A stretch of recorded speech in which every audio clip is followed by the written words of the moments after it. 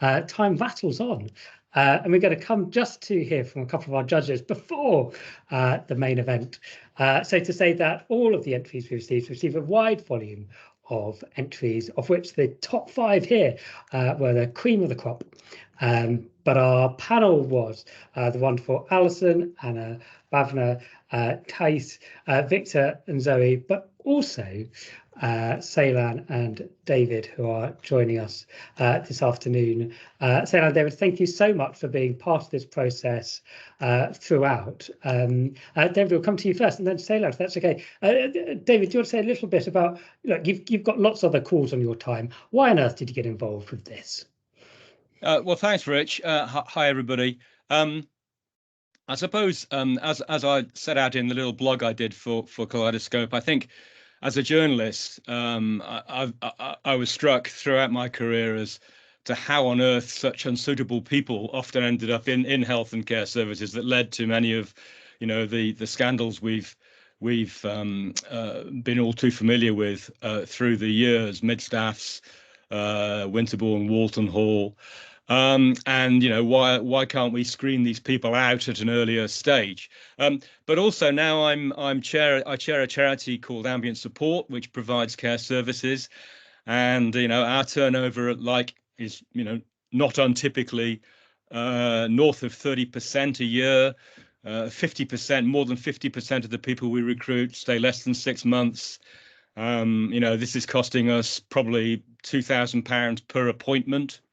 And if we can get turnover down and actually attract the right people who have the right qualities and are going to stick with the job, then that's a real win-win for us. David, thanks. We'll come back to you in 1 second. Selan, same question. What made you want to, when you received the invitation to join, what made you want to join in with this project? Maybe because my ex-boss asked me to. I am also someone who worked at Kscope just in the last year, so I know about how Kscope kind of creates these kind of creative challenges and questions about healthcare and collaboration. So it's quite a great joy to see an interview question competition. Considering I've been applying for grad schemes every single day recently, it's good to see a new set of questions after the typical kind of personality questions I've seen. But also, if we use the strategy and management term, I am a frequent service user of healthcare. Because of my Crohn's disease, I'm almost always in some form of healthcare setting. I will be in hospital for my infusion next week. And the staff members and the teams that always stand out to me when I'm in healthcare settings are those who really care, who have that empathy and collaboration. And a lot of the time, the reasons why I get to my appointments faster, or I get the care that I need for my personal needs, is because I've got collaborative teams working for me. And so if that could be expanded to everyone else, because I've heard a lot of horror stories in patient sectors, it'd be great to have these kind of questions, as we said, to weed out those who aren't really motivated for that kind of empathy and collaborative nature of healthcare, so that everyone else can get those kind of experiences that I've gone through as well. Selan, lovely. Thank you very much indeed. David, back to you. Last one for me. So what particularly interested you in the entries you received, and what sort of reflections do you have, given the particular vantage point you have on the health and care world? I think Victor Montori, who was another judge, and he did a blog, and I commend it to you, where he just posed lots of questions, and one of which was, in terms of team working, is it what you bring, or is it how you fit with others? And he kind of concluded rightly that it's both, and he likened it to being a piece in a jigsaw puzzle, and particularly if you're a corner piece, or most especially the last piece that finishes the puzzle, then you're a really special appointment to a team, and that set me thinking around teamwork and around what we're looking for. But the other thing that struck me was a lot of the entries, and we've heard tonight from the shortlisted entries, pose the question, what would you want for yourself or for your family member? And Andrea Sutcliffe, who used to be the Chief Inspector of Social Care at the Care Quality Commission, she always in all her presentations, she always had the mum test, and she put a picture of her mum up and talked about, you know, the care and support needs of her mum, and that really resonated with her audiences, and I think that's something that we need to think more about in terms of you know, how we translate these messages to a wider audience. David, lovely. Thank you very much indeed. Mums or other parents are available. Selan, we'll come to you again. What really struck you from the entries which you read through? What particularly resonated? I think it was the creativity. I think a lot of the time in healthcare, maybe it's because of the monotony or the time restraints, there's not a lot of place for people to flex their creativity. And it's often those moments of creativity that we get the improvements in healthcare. It's someone thinking outside of the box. It's someone looking at a situation completely differently to what maybe the typical healthcare perspective might be. And so I was really surprised by how much creativity there was. I still remember some of those questions that were a bit more abstract, things like extra long arms, and completing tasks together if one member of staff were to keel over in your clinic. But yeah, I think it's the creativity that stuck out to me. Selan, lovely. Thank you very much for David. Selan, thank you so much for being part of the prize. So on behalf of all other judges, we'll give you a round of applause just for your contribution. Thank you very much indeed. If you were to go on the Kaleidoscope website, you will find lovely blogs, both by David and by Selan. So please do have a look there. We are getting to the main event, which are the winners of our prize. So I should probably extend apologies to all the shortlist entries who say, look, can we not just have done this first? Let's just get it out of the way. For the individual prize, there is a top prize of £1,000, and I'm going to pass to David for this one. David. Thanks again, Rich. Well, three tremendous entries, huge qualities in all of them. But overall, we felt because of its creativity and originality, the best entry was that from Kelly Henderson.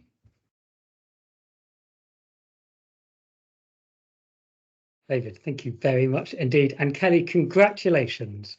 Range of comments here coming from the judges, particularly citing their sort of insight, creativity, originality. Kelly, we will be in touch about translating that to dollars, but many congratulations indeed. What we'll do is we'll do team, and then we might come back to yourself, Kelly, and the other winner just for any reflections. Selan, we're going to come to you for team. Selan. So yeah, for the team prize, it'll be a total of £1,500, and we had very good entries. They were so great. We were really fascinated by, again, the creativity. We really found the rationale and kind of the wide applicability of the questions. That was why we kind of ended up choosing this group. And so the winner for the team prize is Claire Spear, Larry Koyama, Nikki Fowler, and Nina White. Congratulations. Selan, thank you very much indeed. Claire, Larry, Nikki, Nina, congratulations. Claire, I'm hoping that you're making too much noise for the Welcome Library now. But again, judges praising the rationale, the care in the questions, the inclusivity in that third question, which we talked a bit about, and the applicability. Congratulations as a team. We will come back. Kelly, any reflections? Kelly, congratulations on winning our individual. Any reflections, Kelly?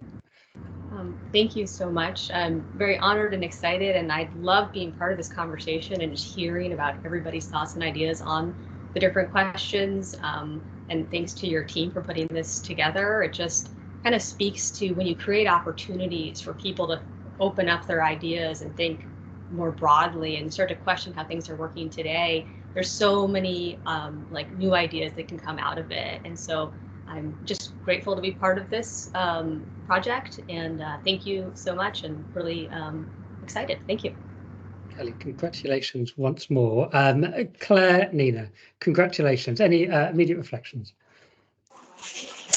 Thank you. We're delighted because I think all of the questions were fantastic, and I personally have taken a lot out of that.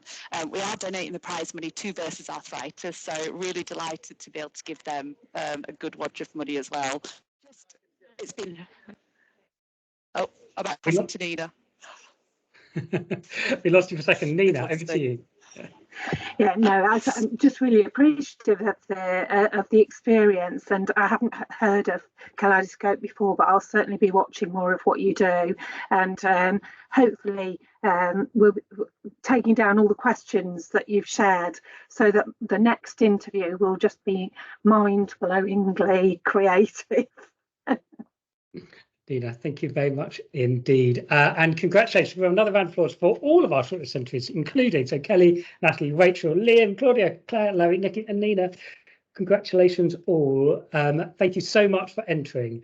Again, we had a wide range of entries across both the individual and team categories. So to be within our final five was really quite some competition. So thank you very much indeed, everyone. What happens now? Right, okay. That is the prize is done. But this has all been about, actually quite a firm belief from us here at Kaleidoscope, is that given where we are heading as Kaleidoscope, some variant of this will happen. We will get to a point where we start to think about what is that common door, what is that shared purpose, how do we support that from the very start. Things take a while to change in healthcare, so we might be talking about this being a 2030. Perfectly legitimately, this is a project in the centuries.